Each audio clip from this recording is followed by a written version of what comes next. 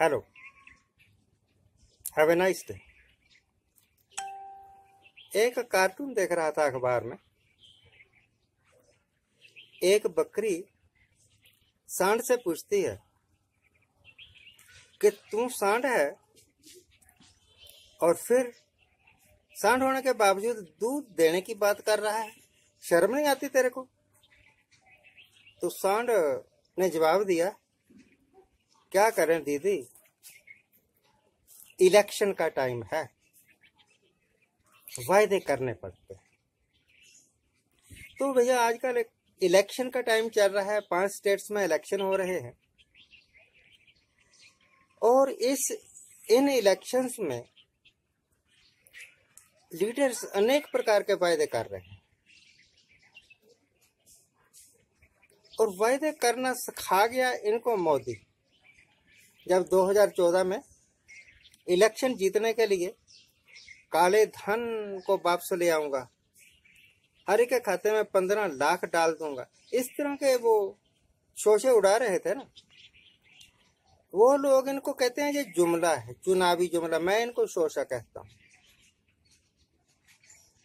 शोषा एक ऐसा झूठ जिसका कोई सिर पैर है ही नहीं, जो हो ही नहीं सकता।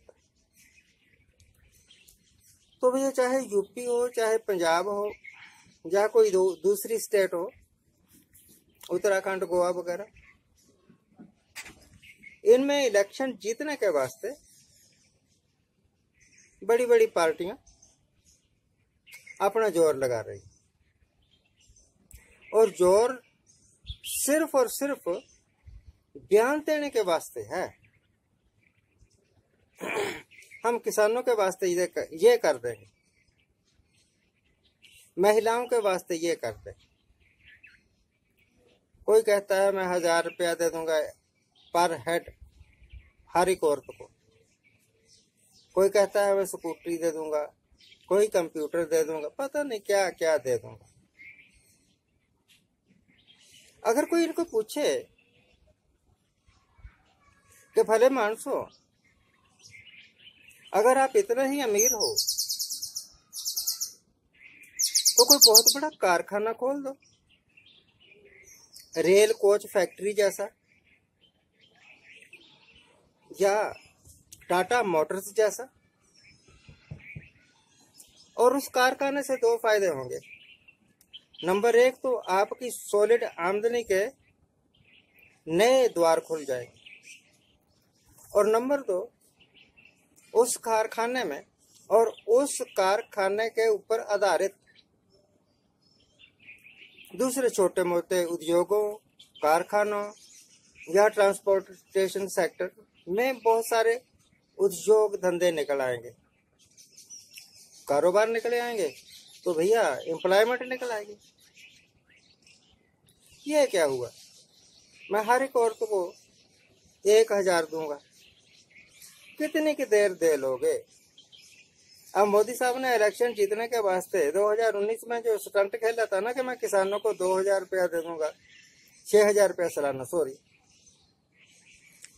अब वही इनका किया हुआ वायदा इनके गले में फांस की तरह बन गया है। हर 3-4 महीने बाद किसानों को पैसे देने पड़ते हैं और पैसे जनाब के पास है नहीं, तो कुछ ना कुछ बेच दो, इस बार की किस्त तो चली जाए, अगली बार फिर देखेंगे। वो शख्स जो स्टेजों पर चढ़ के कहा करता था कि मित्रों मैं देश नहीं बिगड़ने दूंगा, या कि 2022 तक कोई ऐसा घर नहीं रहेगा, गरीब नहीं रहेगा जिसके पास अपना घर ना हो। 2022 आ गया और झुंगी झोपड़ियों में जितने 2019 में लोग रहते थे उतने ही अब रहते हैं। जो वायदा तू पूरा ही नहीं कर सकता, तू क्यों कहता है? पर नहीं कहेंगे, चाहे मोदी हो वो भी कहेगा, योगी हो वो भी कहेगा, एसपी वाला भी कहेगा, इनका नाम भूल जाता है मुझे, अखिलेश। अखिलेश का मतलब पता नहीं क्या होता है। तो ये सारे कहेंगे इस करके कहेंगे क्योंकि शायद लोग भ्रम में आ जाएं, शायद ये इलेक्शन जीत जाए। और अगर इलेक्शन जीत गए फिर 5 साल तक तो आराम है। 5 साल में कभी भी जीतने वाले के मुंह से आप उन वायदों की बात नहीं सुनोगे जो ये इलेक्शन जीतने के वास्ते कर चुके। हाँ, कोई ना कोई नया मुद्दा जरूर खड़ा कर देंगे ताकि पब्लिक का ध्यान उस तरफ लगा रहे। अब कोई CAA की बात कर रहा है, नेशनल सिटीजन रजिस्टर की बात कोई कर रहा है। इलेक्शन जीतना था इस करके वो मुद्दे खड़े कर दिए। और हिंदुस्तानी हिंदू